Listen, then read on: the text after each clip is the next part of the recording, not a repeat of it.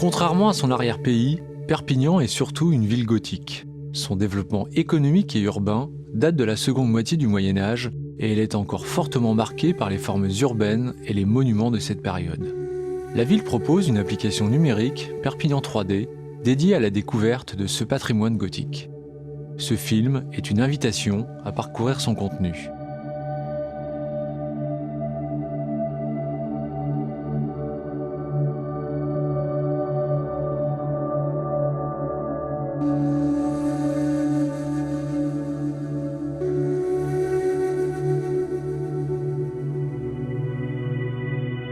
Entre Pyrénées et Méditerranée, Perpignan, chef-lieu de la Catalogne française, doit son essor à l'établissement des comtes de Rossillon dès le Xe siècle. Après être passée à la dynastie des rois d'Aragon, la ville devient même, en 1276, pour 70 ans, la capitale de l'éphémère et florissant royaume de Majorque. Perpignan la gothique prospère et, disputée entre France et Aragon, développe un style architectural méditerranéen qui s'écarte nettement des modèles du nord de l'Europe. Si la prospérité économique de la ville décline à partir du XVe siècle, son rôle stratégique reste essentiel. Ses fonctions militaires la marquent durablement. Les casernes se multiplient, l'armée occupant même certains couvents, bien avant la Révolution française. Au début du XXe siècle, la ville sort de son carcan.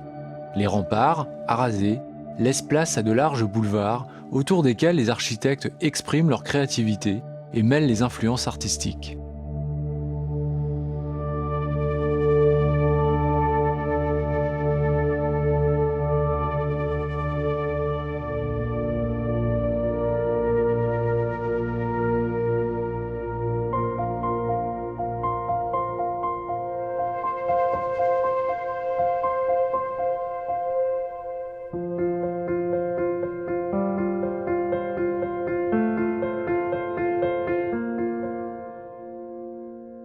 Remontons aux origines du noyau primitif autour de l'église Saint-Jean-le-Vieux pour suivre le développement d'un ensemble cathédral exceptionnel. Dès le IXe siècle, devait exister une église qui deviendra Saint-Jean-le-Vieux, consacrée en 1025. À proximité se trouve bientôt la résidence des comtes de Roussillon.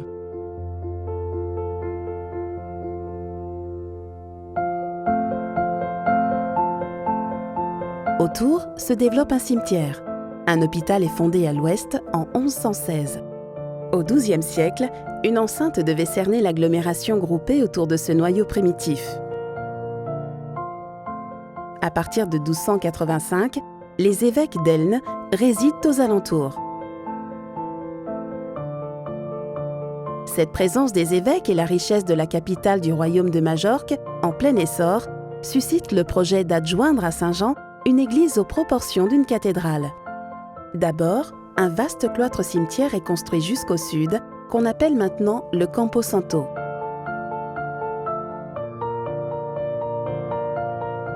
Tout autour, les sépultures des notables étaient surmontées de niches armoriées, les en feu précédées de galeries couvertes.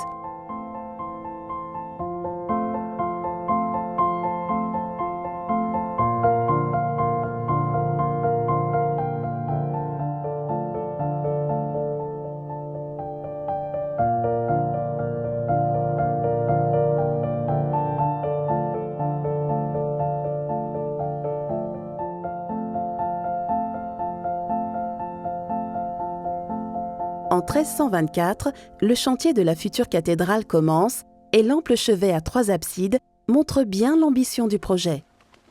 Mais la chute du royaume de Majorque, puis la Grande Peste, entraîne la réduction des financements.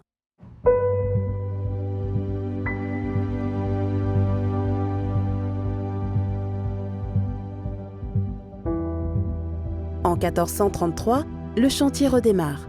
Un des architectes majeurs du temps, le majorquin Guillem Sagrera, réalise la salle capitulaire, puis sous son impulsion, le projet initial à 3 nefs est réduit, ménageant une unique nef à chapelle latérale et un transept. En 1509, Saint Jean-Baptiste le Neuf est consacré 185 ans après le démarrage du chantier.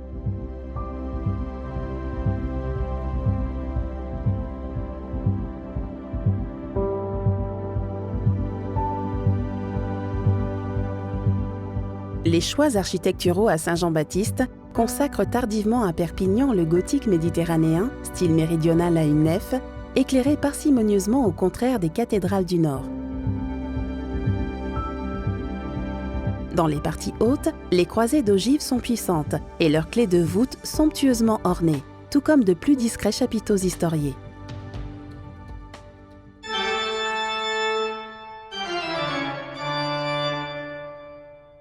Classé monument historique, l'orgue conserve son buffet d'origine.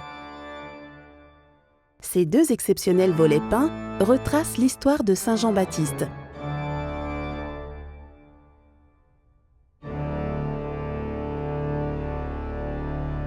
Le mobilier actuel est un résumé de la tradition catalane des retables depuis le XVe siècle.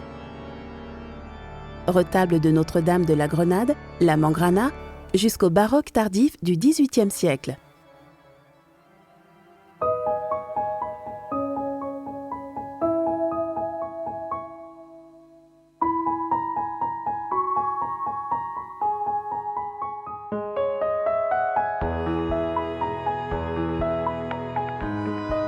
L'ensemble cathédral est complété par la tour de l'horloge et son campanile de fer au XVIIIe siècle, par le nouveau clocher de Saint-Jean-le-Vieux au XVIIe. Un porche classique fera son apparition au XVIIe siècle. Suivront une série de transformations, dont la démolition de l'hôpital Saint-Jean au début du XXe siècle, avec les restaurations encore en cours du XXIe.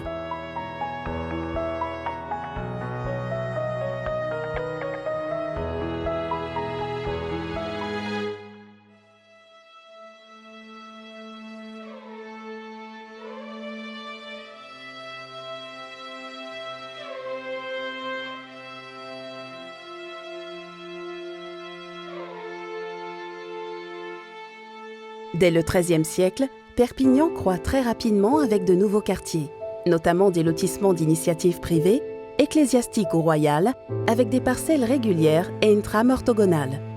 Les nouvelles églises de ces quartiers suivent le style gothique méditerranéen où seules les chapelles et le chœur sont couverts de voûtes de pierre, tandis que la nef est charpentée de bois. Au XIXe siècle, le goût néo-gothique a dissimulé ses plafonds par de fausses voûtes de plâtre.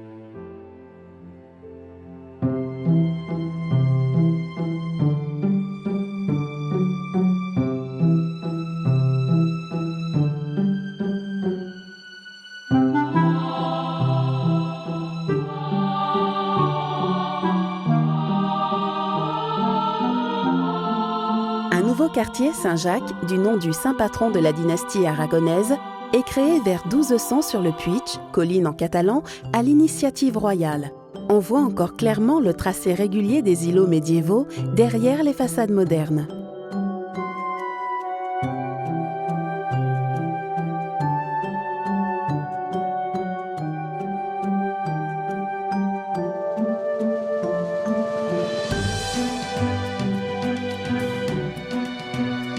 Son église Saint-Jacques est financée au XIIIe et XIVe siècle par les tisserands et les jardiniers installés dans le quartier, comme en témoignent les blasons des corporations.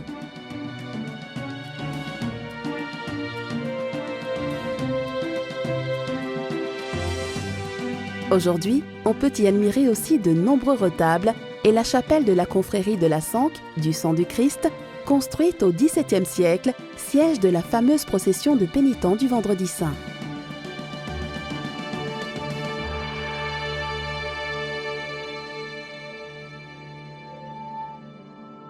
Le quartier de la Réal reliait le palais situé sur le Puig del Rei, la colline du roi, à la ville en contrebas.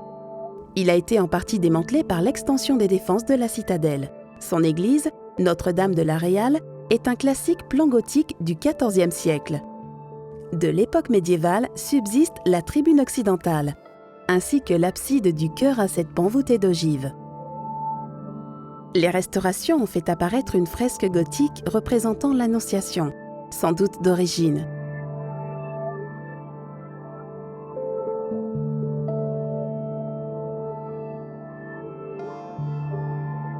Une façade classique a remplacé au XVIIe siècle le portail médiéval qui a été, lui, transporté à l'église Saint-Jacques.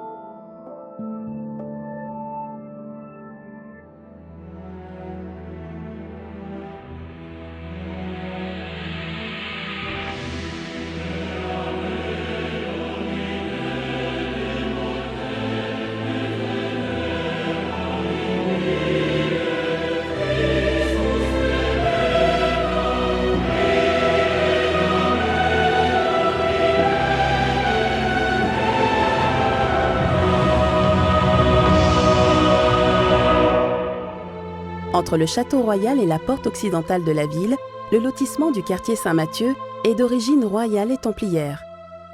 Son église paroissiale, édifiée au début du XIVe siècle, avait été démolie pour agrandir les défenses de la citadelle avant le siège de Louis XIII. L'édifice actuel a été construit un peu plus à l'est en 1677, sans doute sur le plan d'origine et en incorporant quelques rares vestiges précédents comme la cuve baptismale.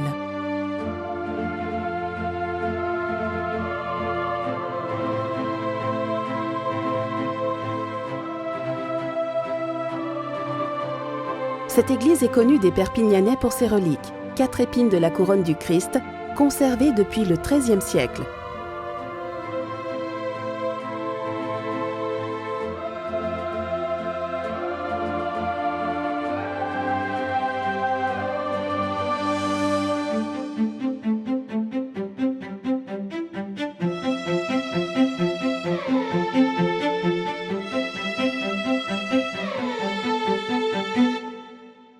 Un chapelet de couvent entoure la ville pour les ordres mendiants médiévaux, les ordres espagnols de la Contre-Réforme ou les ordres dédiés à l'enseignement de l'époque française. Ils ont été paradoxalement conservés grâce à la Révolution, qui les a utilisés comme arsenal ou comme caserne.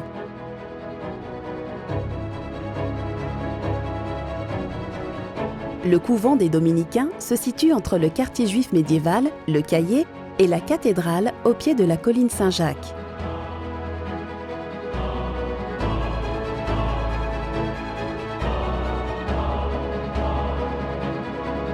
Sa grande église aux vastes proportions, destinée à recevoir le public des frères prêcheurs, résulte de plusieurs campagnes de construction.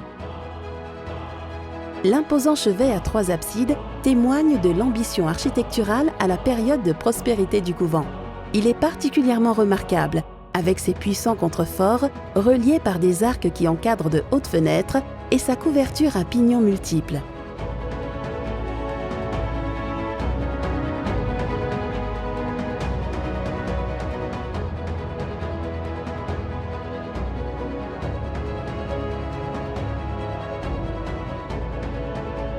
Au nord de l'église, un grand cloître, dont il ne reste que 2 arcades, distribuait des bâtiments du couvent.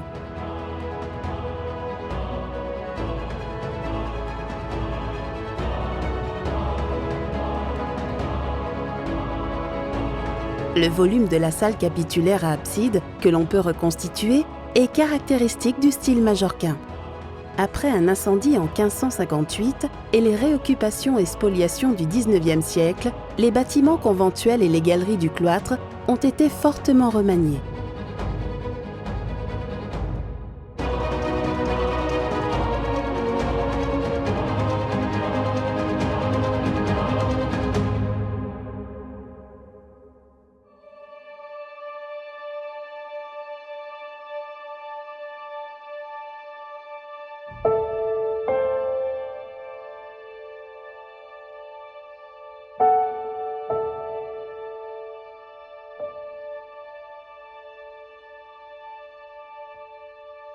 Fondé en 1270 le long de la route d'Elne, le couvent des Grands Carmes devient un vaste ensemble au XIVe siècle.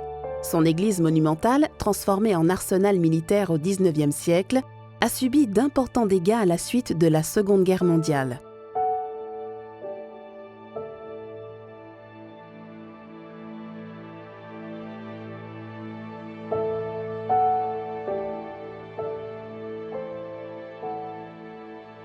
Elle conserve néanmoins un portail gothique de marbre rose et blanc, élégant avec ses étroites colonnettes et leurs chapiteaux finement sculptés de monstres.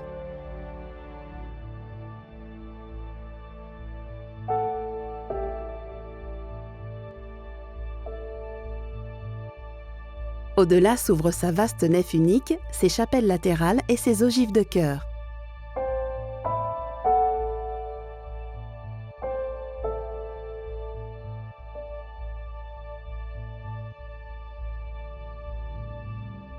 Le visiteur attentif pourra encore y décrypter les vestiges de peintures murales et des chapiteaux sculptés.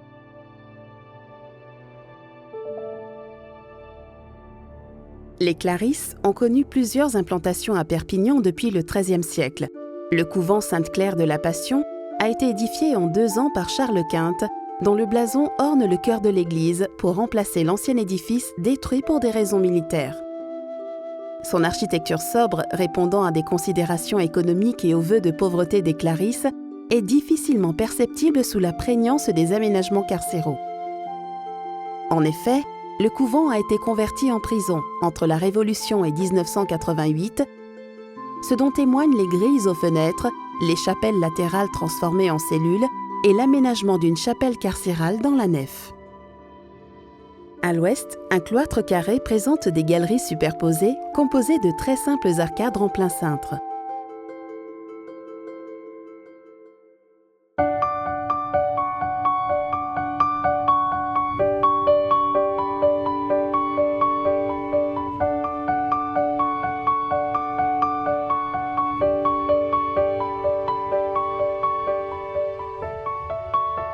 L'immense couvent des franciscains, le plus puissant de Perpignan, favori de la dynastie de Majorque, bordait la route vers l'ouest. Il comptait au XIVe siècle 3 églises, 2 cloîtres et de nombreux bâtiments. Il n'en reste aujourd'hui que la chapelle Notre-Dame des Anges, ainsi que quelques enfeux et colonnes à chapiteaux sculptés du cloître-cimetière. En effet, l'hôpital du roi, devenu hôpital militaire à la Révolution, a progressivement gagné tout le couvent, entraînant notamment au XIXe siècle la destruction des cloîtres et de la grande église.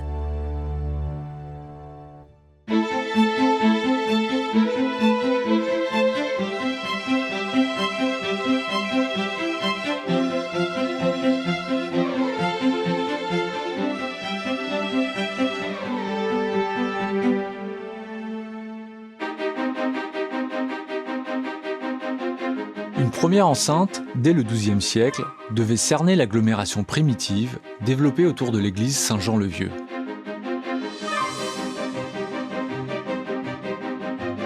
Sous les rois de Majorque, alors que Perpignan quadruplait, une très grande muraille de 3 km fut édifiée, garnie de tours semi-circulaires. De cette enceinte, de maçonnerie de galets disposés en épis, ne subsiste aujourd'hui qu'une petite portion, utilisée comme fondation par des maisons privées qui égrènent tous les styles de la première moitié du XXe siècle.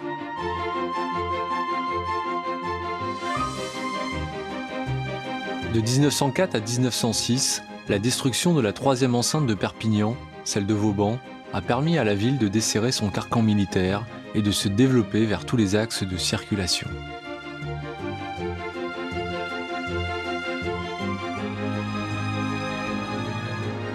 Ce petit château, Castillet, Castellet en catalan, qui marquait l'entrée principale de l'enceinte majorquine, est l'un des emblèmes de Perpignan. Ce qui n'était au début qu'un simple système de portes entre 2 tours avec herses et pont-levis, devient, vers 1480 sous Louis XI, une véritable forteresse de briques. Le Castillet que nous voyons aujourd'hui résulte d'ajouts successifs.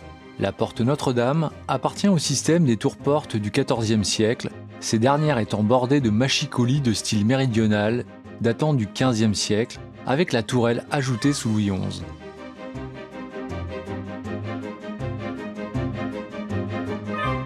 Après avoir servi de prison militaire jusqu'en 1893, le Castillet abrite aujourd'hui le musée de la Casa Peyral, musée des arts et traditions populaires.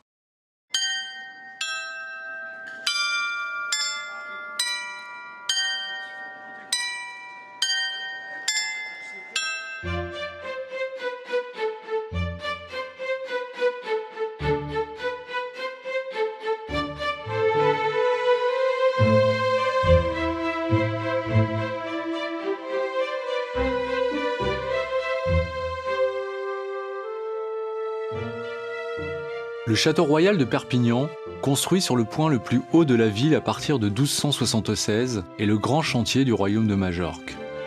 Sur cette hauteur, sa silhouette vigoureuse semble exprimer la domination sans partage du roi.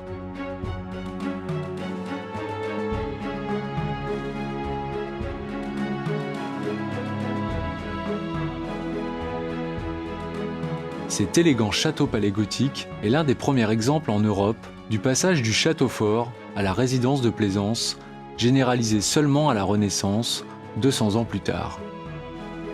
Son plan se rapporte plutôt aux architectures de représentation du pouvoir. Autour d'une cour d'honneur, 4 ailes, strictement orientées, organisent précisément les différents espaces.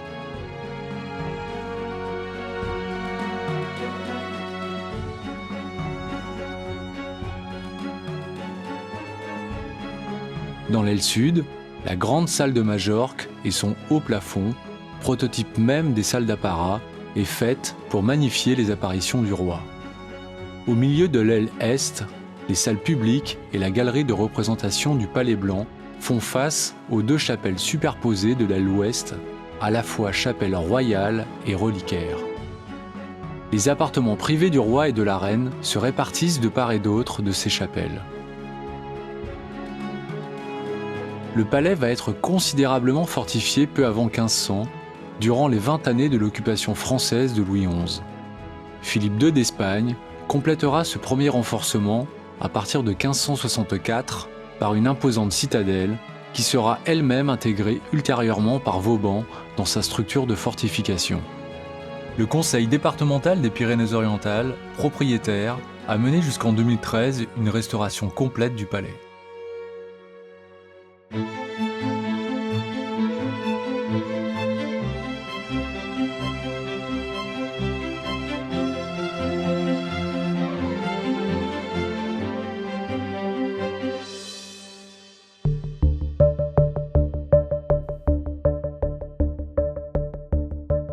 Centre de la ville de Perpignan depuis sa création au XIIe siècle, la place de la Loge présente aujourd'hui, côte à côte, 3 sièges d'institutions civiles à qui le roi confiait la gestion urbaine. L'hôtel de ville pour le pouvoir municipal, la loge de maire pour les marchands et le palais de la députation pour le pouvoir provincial.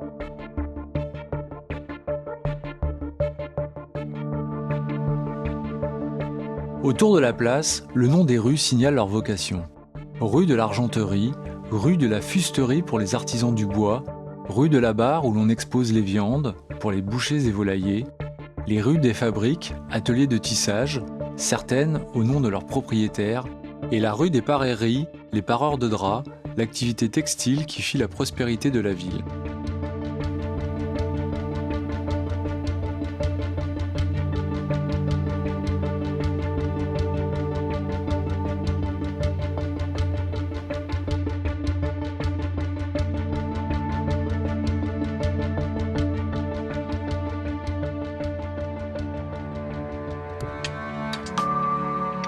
L'hôtel de ville de Perpignan, bâti au début du XIVe siècle, est l'un des plus anciens sièges municipaux de France. Il est d'abord édifié sous la forme d'une halle que l'on reconnaît dans l'actuel vestibule au plafond supporté par des corbeaux à motifs animaliers.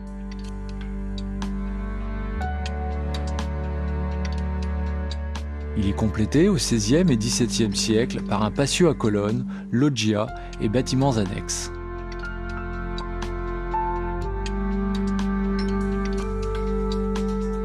Symbolisé sur la façade de l'hôtel de ville par 3 bras de bronze, 3 classes ou mains, les notables, les marchands et les artisans, qui élisaient 5 consuls chargés de la gestion de la ville.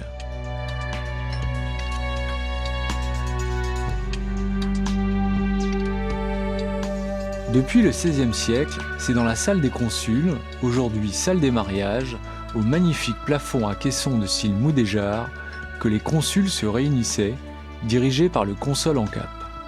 Cette organisation de la municipalité, définie par la Charte des libertés, fut octroyée en 1197 par le roi d'Aragon et maintenue jusqu'à la Révolution.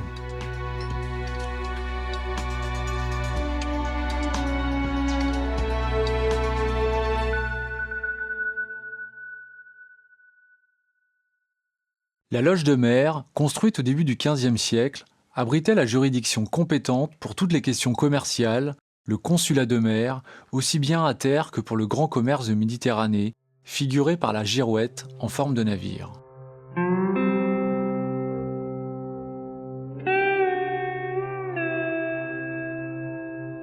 Son rez-de-chaussée faisait office de bourse et de tribunal de commerce. D'abord de plan carré, puis réuni à l'hôtel de ville, il s'ouvre sur l'espace public par de vastes arcades de style gothique flamboyant.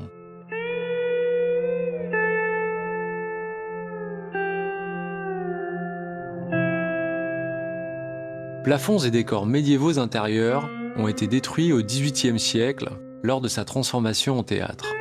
En 2017, l'Office de tourisme y prend place. Le front de façade de la place de la Loge est complété à partir du milieu du XVe siècle par le Palais de la Députation, un pur exemple du gothique public catalan et aragonais. Sur un mur lisse, au-dessus d'un portail d'une austère monumentalité, 3 fines fenêtres triples apportent la seule fantaisie décorative. Dans cet intimidant palais à parements de pierre, œuvre de l'architecte officiel de cette assemblée, siégeait le député de la Generalitat de Catalogne, le Parlement de Barcelone. De l'époque médiévale date le passage couvert d'un plafond à solives qui accède à la cour remaniée au XVIIe siècle.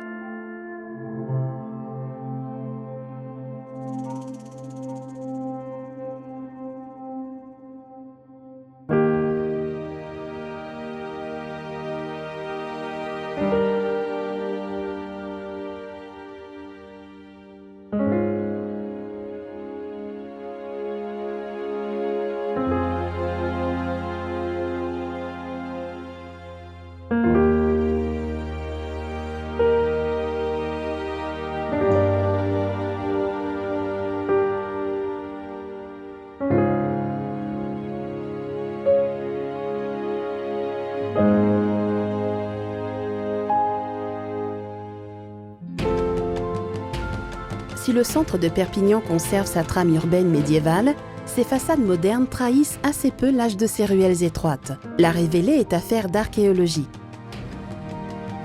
L'étude d'un îlot de la rue de l'Anguille permet ainsi de restituer les maisons modestes des lotissements de Saint-Jacques. Ce sont des architectures de terre ne disposant que d'un étage à pans de bois en encorbellement et d'une façade sur rue.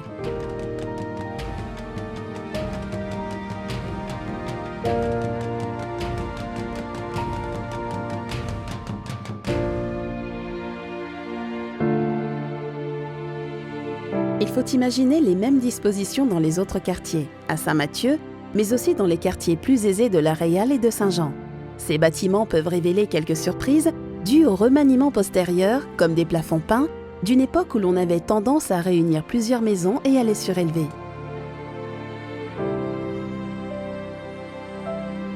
Au cœur de la ville, le quartier Saint-Jean recèle encore des demeures plus cossues.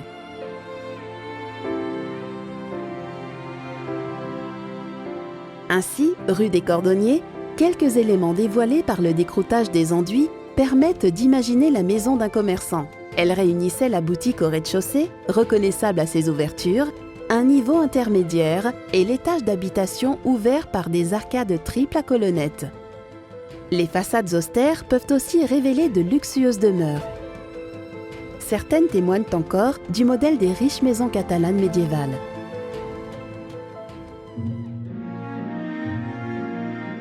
Dans le quartier des Drapiers, la Casa Julia, qui remonte probablement au XIIIe siècle, a été agrandie progressivement. Elle conserve sa belle cour intérieure sur laquelle s'ouvre une superposition de galeries à arcades. Par contre, l'adaptation au confort moderne l'a privée de son escalier extérieur.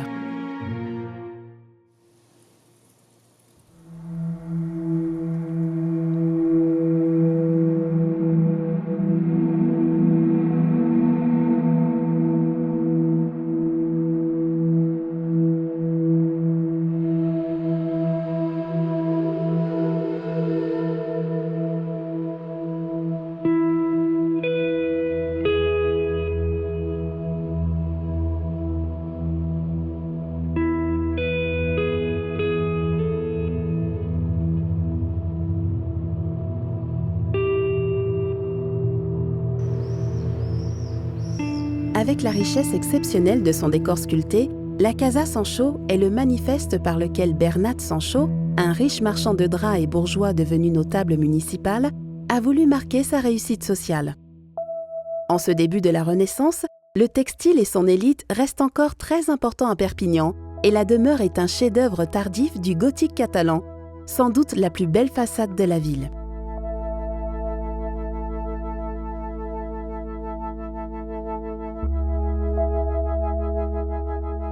La baie centrale de l'étage et surtout la frise sculptée entre les deux niveaux attirent l'œil. S'y mêlent des scènes carnavalesques et scatologiques énigmatiques, vraisemblablement tirées de fables populaires, dans un foisonnement virtuose.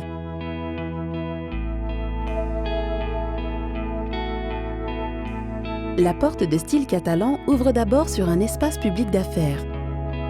Le vestibule est de salle latérale, puis le jardin.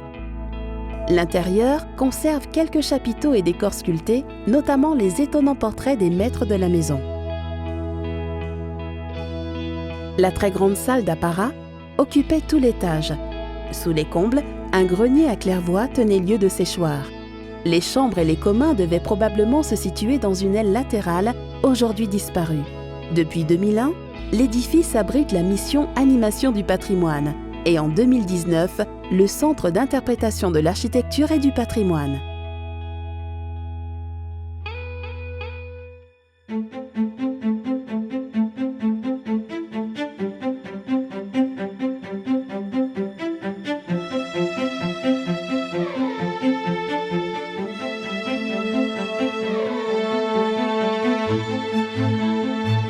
Après avoir visité la Casa Sancho, nous vous invitons à une promenade dans le centre-ville avec l'application Perpignan 3D qui vous permettra de découvrir l'histoire de la ville en la superposant au paysage urbain d'aujourd'hui. Cette application e-patrimoine innovante s'utilise sur les smartphones et tablettes. Un plan interactif de la ville et un guidage GPS permettent de se repérer facilement et d'accéder au contenu multimédia didactique et récréatif. Modélisation 3D et reconstitution en réalité augmentée d'environnements disparus apportent une compréhension nouvelle des édifices. Vous sentirez ainsi la profondeur de cette identité patrimoniale parfois cachée et découvrirez comment Perpignan veut adapter le mode de vie urbain du XXIe siècle sans sacrifier son riche lien avec le passé. Un détour au musée d'art Hyacinthe Rigaud, rue Mailly, vous permettra de prolonger cette visite et ainsi découvrir les magnifiques peintures dont le retable de la Trinité et les bas-reliefs de cette époque.